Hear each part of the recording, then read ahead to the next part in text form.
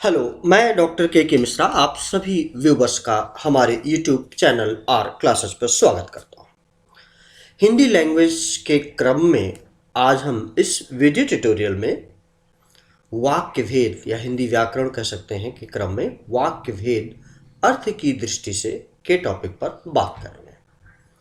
जैसा कि हम जानते हैं कि हिंदी लैंग्वेज से भी काफ़ी questions MCQ type questions different competitive examinations में पूछे जाते हैं।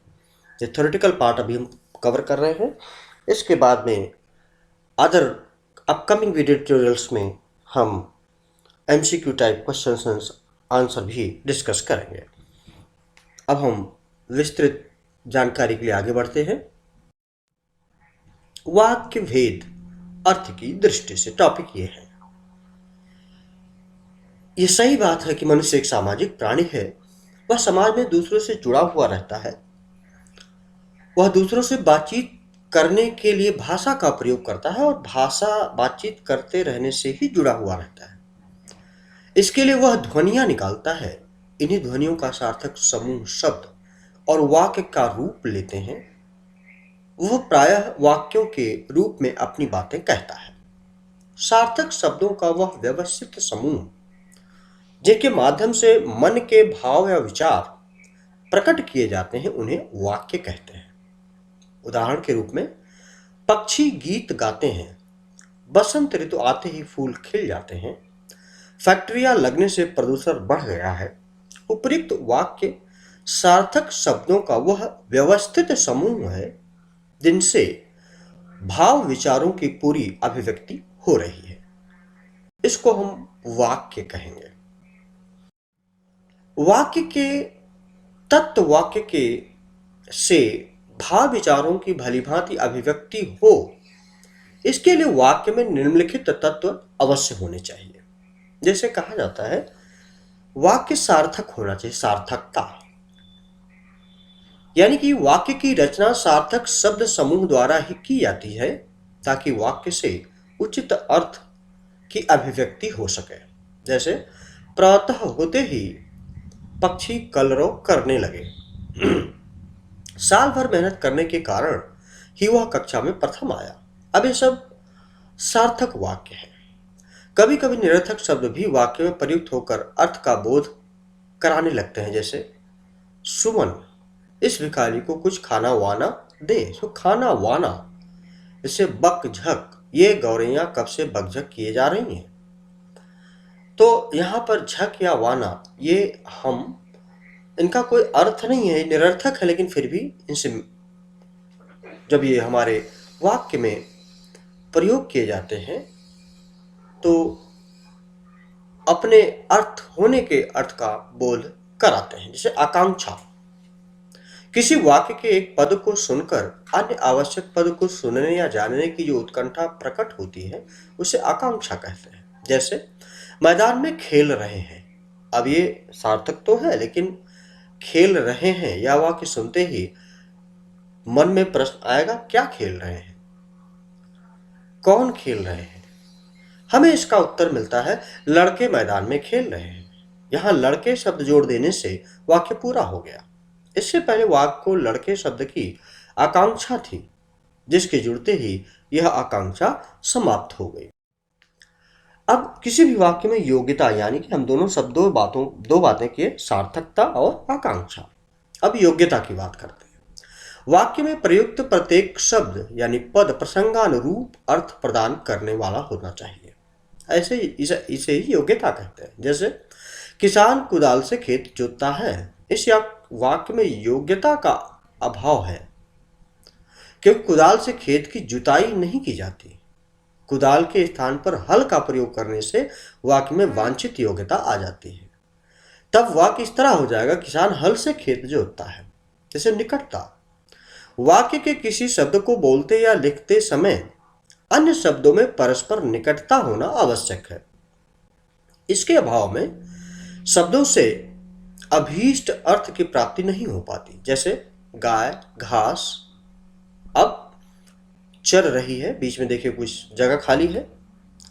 सो यहाँ गाय शब्द बोलकर रुक जाने से मन में जिज्ञासा उठती है कि गाय दूध देती है, या दुधारू पशु है, या कुछ और। इसी प्रकार घास कहने के बाद रुक जाने से जिज्ञासा प्रकट होती है और हमें अर्थ के लिए अनुमान लगाना पड़ता है। अतः इस वाक्य को बिना रुके इस प्रकार लिखा या बोला जाना चाहिए, गाय घास चर रही है। पद क्रम वाक्यों में प्रयुक्त शब्दों को एक निश्चित क्रम में रखा जाता है ताकि वांछित अर्थ की अभिव्यक्ति हो। इसे ही पद क्रम कहते हैं। पदों शब्द के इस क्रम को बदल देने पर अर्थ की अभिव्यक्ति नहीं हो पाती है। जैसे पटरी रेलगाड़ी पर दौड़ती है छात्रों को रहे पढ़ा अध्यापक। अब पद क्रम की दृष्टि से यह वाक्य उचित नहीं है। उचित पद क्रम में रखने पर इसको इस तरह लिखा जाएगा, रेलगाड़ी पटरी पर दौड़ती है, ना कि पटरी रेलगाड़ी पर दौड़ती है। अध्यापक छात्रों को पढ़ा रहे हैं, ना कि है छात्रों को रहे पढ़ा अध्यापक। अब से अन्वय वाक्य अनेक शब्दों पदों का व्यवस्थित मेल होता है। यहाँ व्यवस्थित रूप अन्वय कहलाता है। वाक्य में प्रयुक्त पदों का लिंग, वचन, कारक, काल, पुरुष आदि के साथ यथोचित सामंजस्य होना चाहिए। इसके अभाव में वाक्य न व्याकरणिक दृष्टि से सही होते हैं और न वांछित अर्थ की अभिव्यक्ति कर पाते हैं। जैसे धोबी कपड़े धोती है, अब ये सही नहीं। छात्राएं सुंदर चित्र बनाते हैं, मजदूर ने सवेरे सवेरे काम पर आते हैं। उचित अन्वय के स्थान पर अन्वय के साथ लिखने पर क्या हो जाएगा? पहला है धोबी कपड़े धोती है, नहीं, धोबी कपड़े धोते हैं। जैसा कि कहा गया कि लिंग, वचन, कारक, काल, पुरुष व्याकरणिक दृष्टि से सब सही होना चाहिए।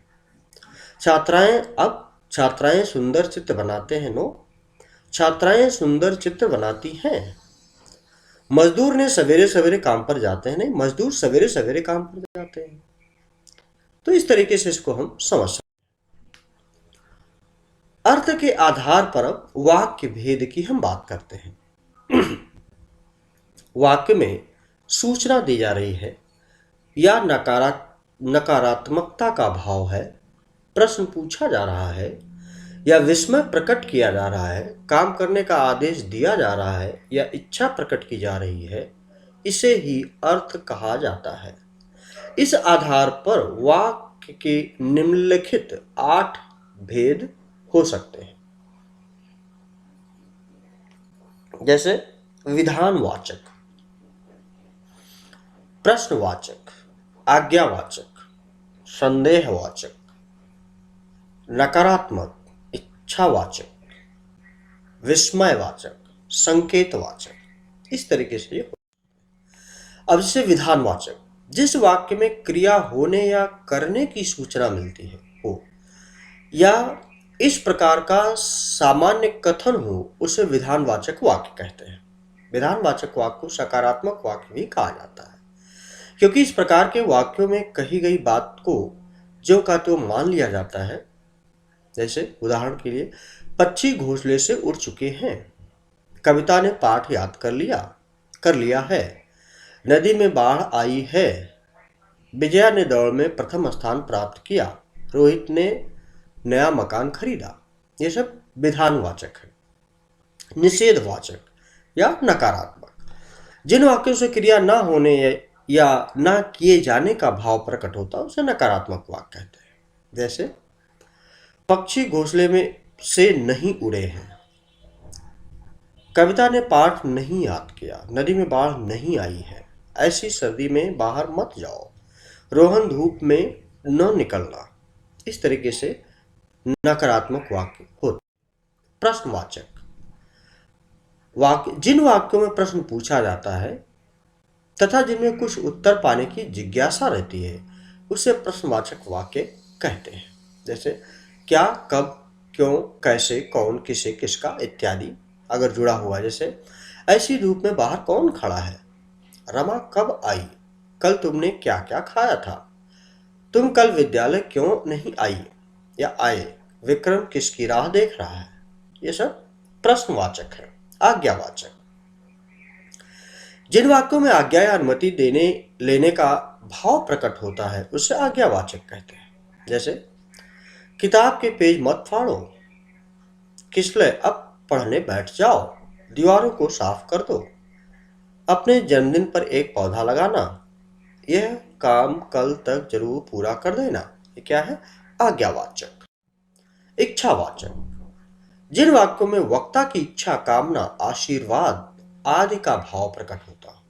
जैसे मित्र जन्मदिन की ढेर सारी बधाइयां, ईश्वर करे आप खूब उन्नति करें, हमने चाहा था कि हम साथ साथ रहें, काश इस समय सुमन साथ होती, मैं चाहता हूं कि सभी स्वस्थ हों। ये सब इच्छावाचक है। विस्मयवाचक, विस्मय का अर्थ है आश्चर्य।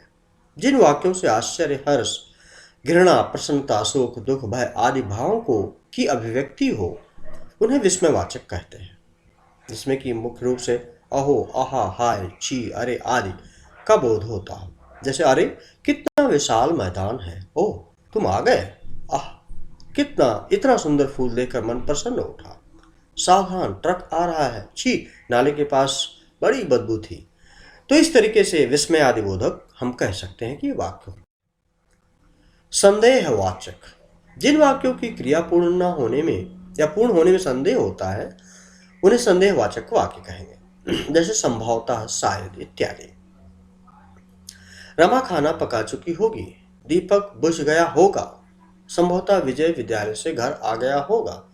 ये सब संदेहवाचक शब्द है। संकेतवाचक, जिन वाक्यों में एक क्रिया का होना दूसरी क्रिया पर निर्भर करता है उन्हें संकेतवाचक वाक्य कहते हैं।